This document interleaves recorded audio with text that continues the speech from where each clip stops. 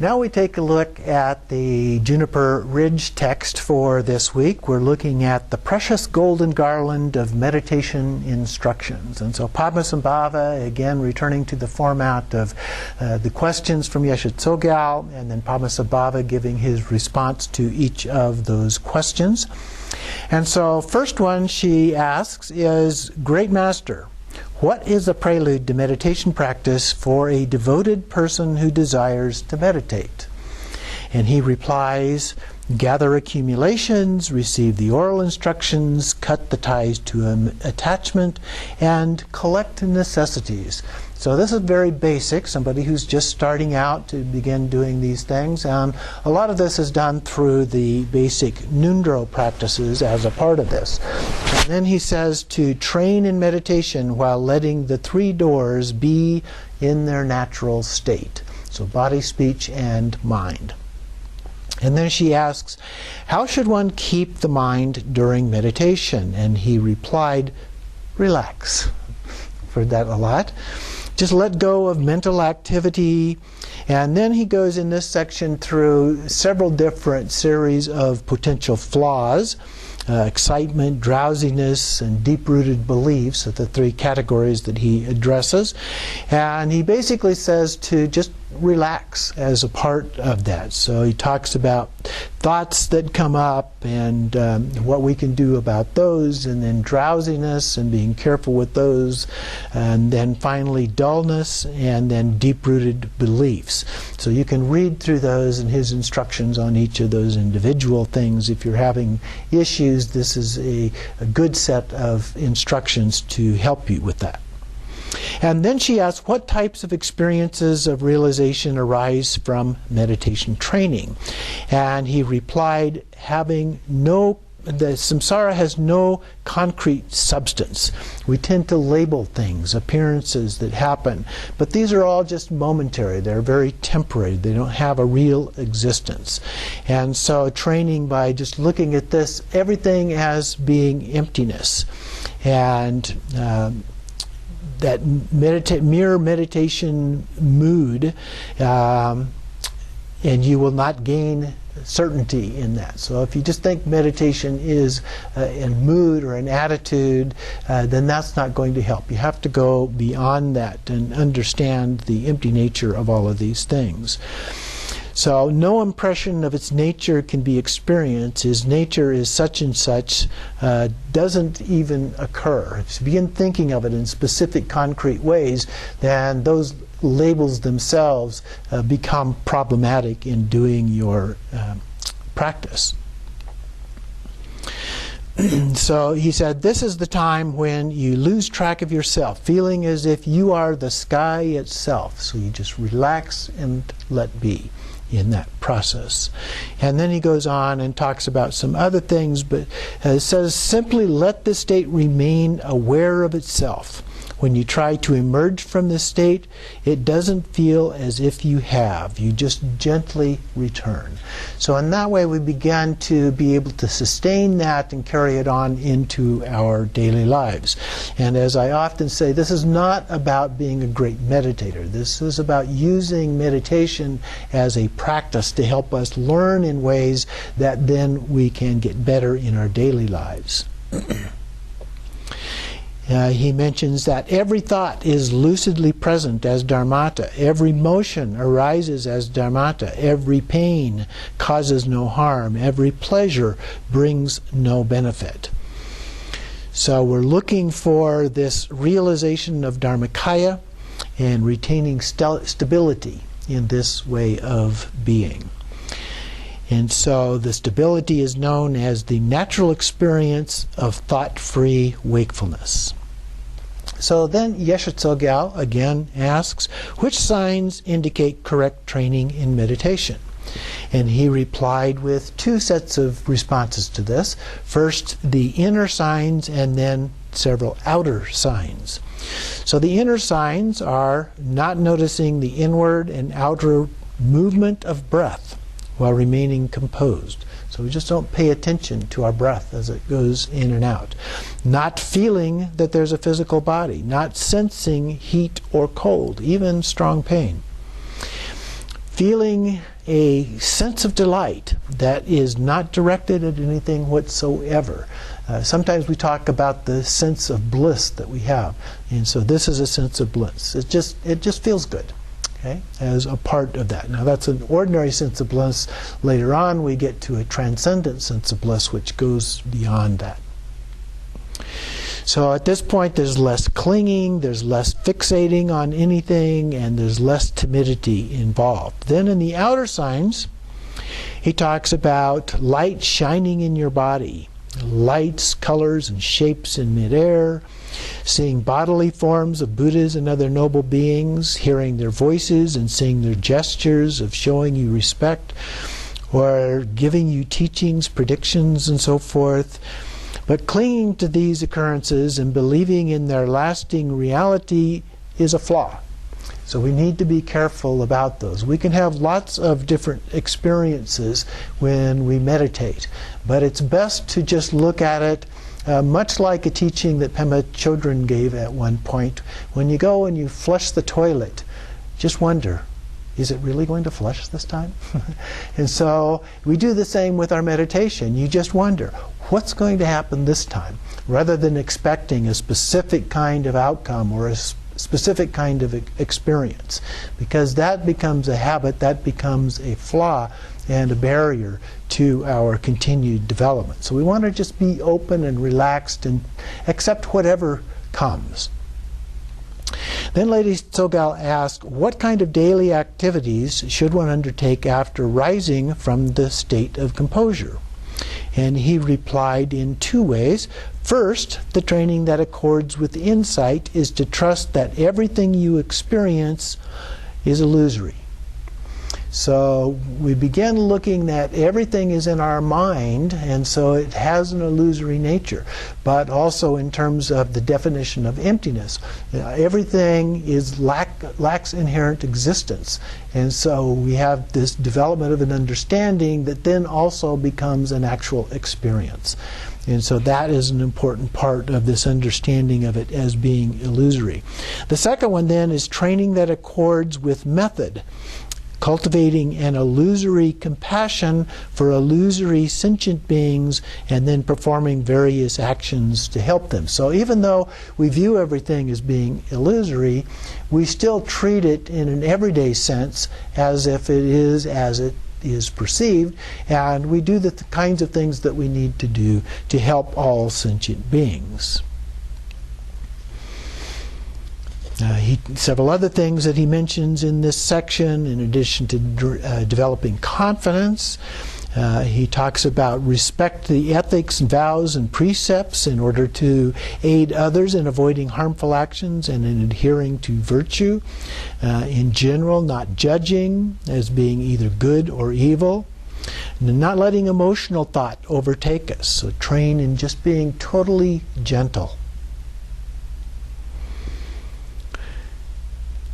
And then he addresses some other things like being boastful or haughty. And in that case, you've not realized dharmata, so give it up. So then, Lady Tsogyal asks, after having practiced in this way, how does one awaken to enlightenment? And the Master replied, with thoughts. Our thoughts grow weaker and more quiet, and we develop a thought-free wakefulness that becomes spontaneously present. We become serene and pure, and the three kayas and other enlightened qualities begin to develop naturally. They begin to appear.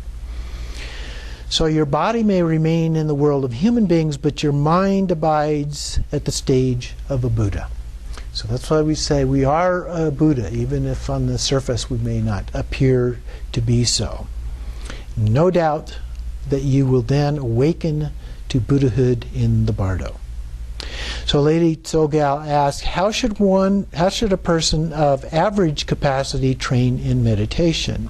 And so he replied, to focus on the ceaseless state of dharmata, seeing all things as mind. The nature of mind is self-evident and unceasing. It is not cultivated. It is mastered even without training in it. It will cause neither harm nor distraction. There's no arising of the conceptual frame of mind. There is no slipping into a conceptual state. That is original wakefulness. All phenomena are no other than mind. No other notion arises. So then she asks, how does one identify the original wakefulness that is dharmata? And he replied, through the pith instruction. The yogi should use three things: the Buddha's words, the Guru's instructions, and his own experience. To recognize original wakefulness, that is all-pervasive, like space.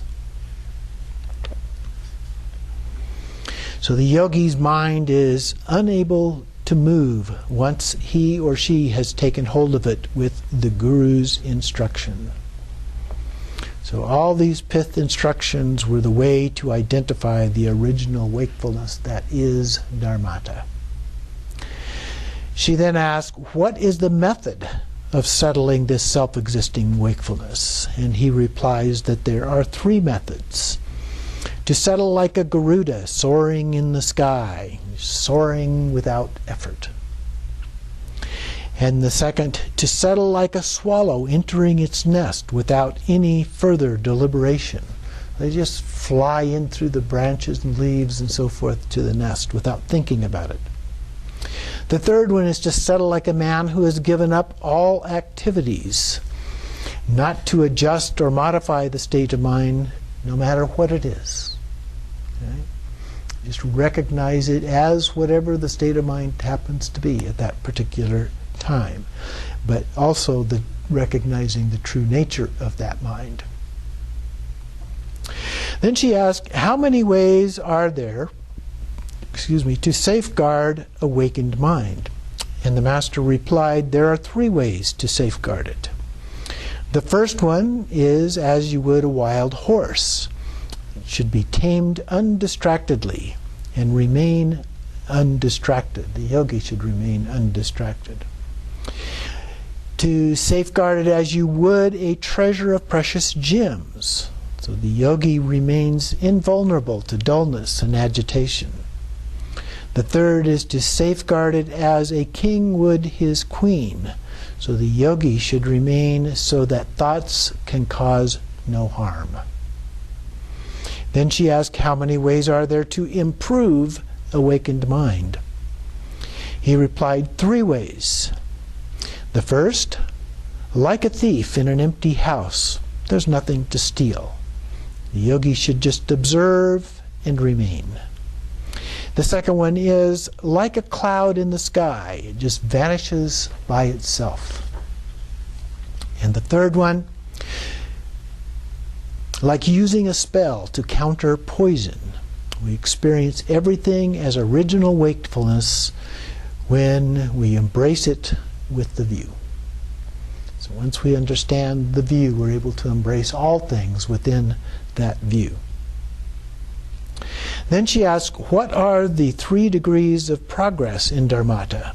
And he replied, clarity that remains unmoved by the wind, motionlessness like water in the ocean's depths, and lightness and smoothness like a speck of cotton. And then she asked, what are the 3 signs of progress? And he replied, the outer sign is when you do not notice having a physical body. The inner is when the negative emotions do not arise.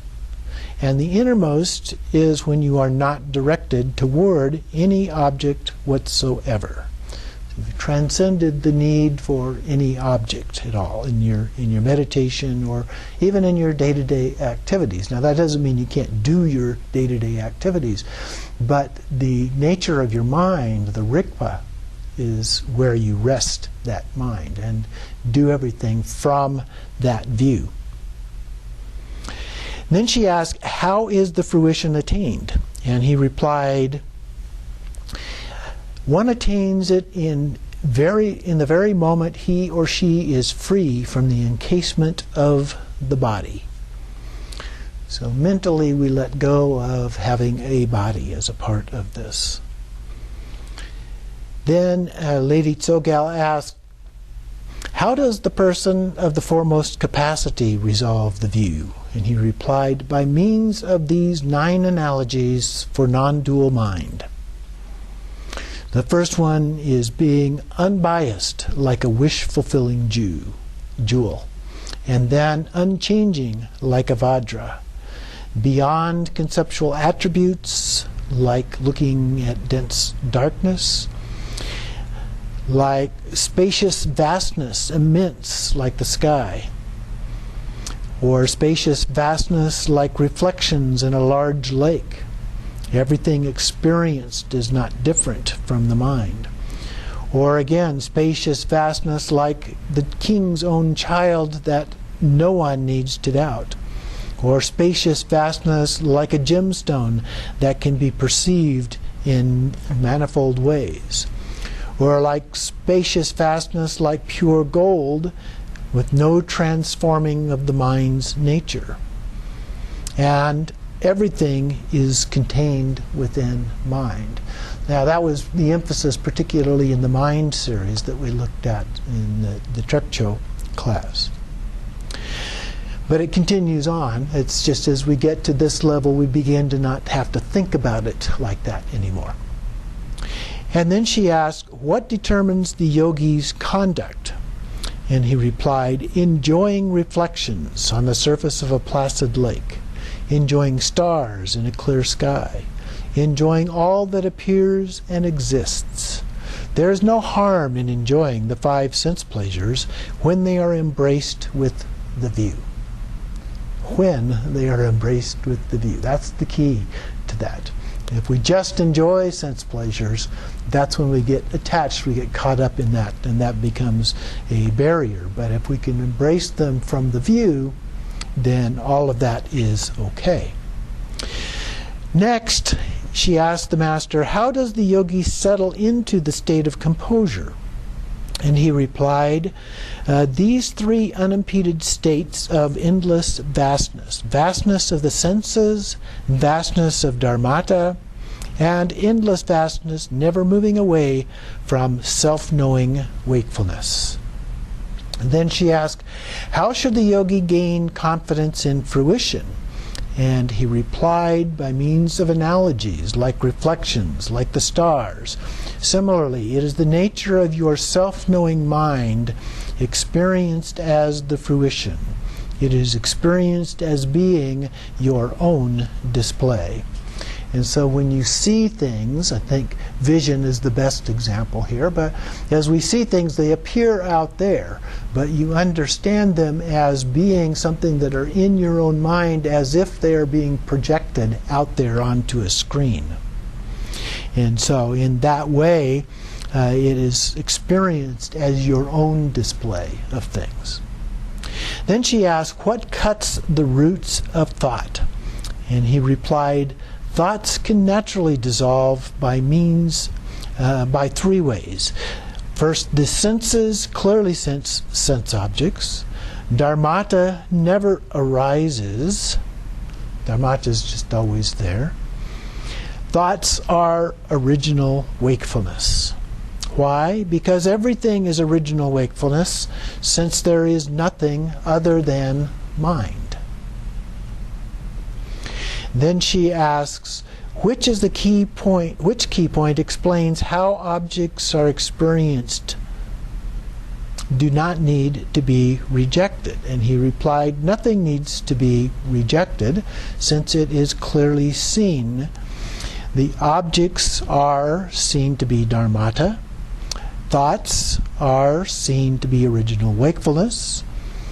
Material things are liberated without rejection. And composure and post-meditation are indivisible. There is no negative emotion to reject and purify, since everything, without exception, is mind. There is no need to separate mind and objects into 2. They are not duality. And then she asked, which key point explains how mind and Dharmata are indivisible? And he replied, these 6 analogies. Water and wetness cannot be separated. Fire and heat. A conch and its whiteness. Brocade and the brocade's pattern. The golden isle and its gold. Samsara and nirvana. All things and all beings cannot be separated within the single great sphere. Things are mind, while mind is things. Emptiness is form, form is emptiness, and therefore indivisible. She then asked, which analogies illustrate that all that appears and exists occurs from oneself? And he replied, the same 6 analogies, the ones that we just went through there, show the indivisibility and the absence of sequence. There is no sequence between Dharmata and all things that appear and exist, since they are all the great original wakefulness, which is self-known and occurring from oneself. So she then asks, what can clear away the 8 hindrances and the narrow passages of the path of the yogi's mind? And she says that there are 8 narrow passages. First, the narrow passage of dualistic perception.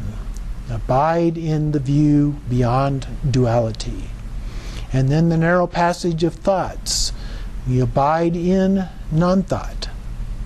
The narrow passage of viewpoints. We abide beyond viewing. The narrow passage of accepting and rejecting. We abide in nothing to be rejected. The perceiver and the perceived. We abide in transcending perceiver and perceived. In hope and fear, we abide in awakened mind, evidently seen in oneself. And then clinging, we abide in transcending something to grasp and hold. And finally, the narrow passage of effort and achievement, we abide in spontaneous perfection. So abiding in these 8, everything is brought together within awakened mind, so that every type of narrow passage is cleared without accepting or rejecting. He or she clearly sees that everything is mind, the narrowness of hope and fear is removed, and the spacious, wide-open domain is reached. So Lady Tsogyal then asked the Master, how does one discern reliable experiences? And he replied, experiences are deemed reliable if they can be verified by 3 means. Trust the experience, pith instructions, and your own intelligence. So after having gained deep trust within yourself, your experience becomes clear, your body feels light, your mind becomes lucid. You can see that what is concealed, you have very few thoughts, and so forth. So Lady Togal asks, how are sidetracks and extreme beliefs eliminated? And he replies, don't follow these 8 and 9 types of beliefs. Together with the extremist views of permanence and nothingness, don't regard objects and mind as separate. Suppress interdependent phenomena, cultivate emptiness, or cultivate any duality or the like. None of the 9 gradual vehicles should become a fixed stance. Okay, so we transcend those, if you will. She then asks at the bottom of page 83, which key points makes one naturally free of attachment? The Master replied that appearances are self-display and naturally dissolve through non-attachment. See that your attachment is to no real object. It will then naturally vanish. And then she asked, what defines the difference between the 9 vehicles? And then he replied, the position of the Shravakas, objects are made of atoms and atoms of material substance. In the view of the Prateka Buddhas, External objects are illusions, unreal, since they are interdependent. Mind that perceives them is real. From the bodhisattva or middle way position, interdependent phenomena are emptiness, and emptiness is devoid of conceptual constructs. From the Kriya view, everything is ultimately emptiness, while relatively it is pure, and being the three families. In the next, which is Upa, a view like the higher ground and conduct like the lower, practices based on both. In the Yoga, one realizes the body of the deity. And then in the inner tantras, the Mahayoga, phenomena ultimately are non-arising. Relatively, they are magical illusions. In Anu Yoga, the cause is the nature of pure space, the effect is the wisdom mandala, and the child of great bliss is when wakefulness realizes this basic space as the mandala of male and female deities, cultivated as complete without being developed. And then in the Ati Yoga, there is neither position nor attachment. So what does it mean that Ati Yoga is without position or attachment? It means that since it is clearly seen from the beginning, the awakened state is not presumed to be manufactured. Due to not being attached to any conceptual thing, it has no attachment. Now, then he goes on and he goes through the extremely secret instructions for people related to Hayagriva. I'm going to not go through all of those and continue on page 87, where Lady Togal asks, I beg you to bestow a way for any person, whether of the foremost, average, or lesser capacity, to decisively settle the awakened state right now. Good question. So he replies, the root is in your own mind. It is present in every living sentient being. Dharmakaya has neither shape nor color. It is present as a vast empty knowing. Self-existing as Samattabhadra or Dharmakaya. This single sphere, the Dharmata, is empty in essence and cognizant by nature. To simply remain in this continuous state is known as the meditation that combines the realization of all of the Buddhas. There is nothing to be cultivated, known as the self-existing conduct beyond meeting and parting. Within Dharmakaya there is nothing that is not purified. It does not differ whether in painful states or the wakened state, nor between Buddhas and sentient beings. It has been spontaneously present from the very beginning. The self-knowing wakefulness. Now on page 88, Lady Togal requested threefold meditation instructions for the benefit of people of foremost, average, and lesser capacity. And so I'm going to go through all of this. This is a very good statement of these things. In future times when you, the fortunate ones, meet with these teachings, your realization of the view's nature may be like an ocean, but still guard the relative cause and effect down to the finest detail. You have understood the vast ocean of Dharmata's nature, but still keep an undistracted training like a pillar of gold. You may have realized the natural state of open mind, but still protect your samayas and precepts stable and undamaged. You have gained a realization of an ocean-like Dharmata's nature, but still respect sublime masters as you would the crown of your head. Your loving heart may be free of partiality, but still fulfill the wishes of your companions and all your Dharma friends. You may have seen the equal nature of the Buddhas in all beings, but still avoid like poison the 10 unvirtuous deeds and their results. You may have realized the fact that the Buddha is your mind, but still regard the sublime Yidam deity as dear as your own heart. You may have understood that suffering itself is greatest bliss, but still avoid creating all its causes, actions, and involvements. You may have transformed emotions into pristine wakefulness, but still avoid scorching your mind with flames of the 3 and 5-fold poisons. You may have experienced non-action as a state of greatest ease, but still exert yourself in goodness with the utmost diligence.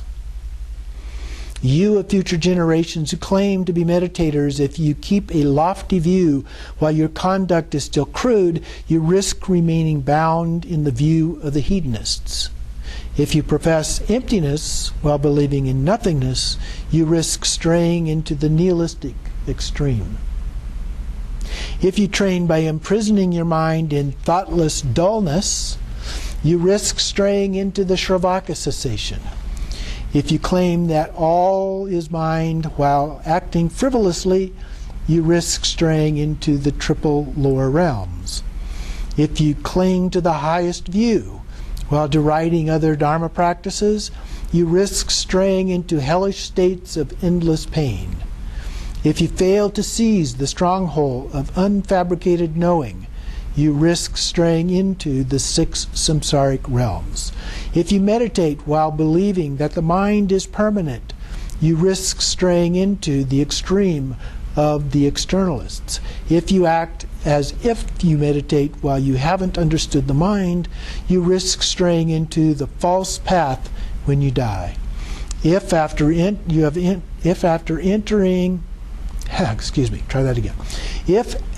having entered Dharma's gate, the precious lamp, you fail to strive towards extreme accomplishment within a single life, and instead continue worldly aims so pointless and so tiresome, you risk straying where the Dharma and your mind are separated. Do not deceive yourself with unfabricated foolish training, but endow yourself with all the wealth of true learning, contemplation, and meditation. Thus he instructed.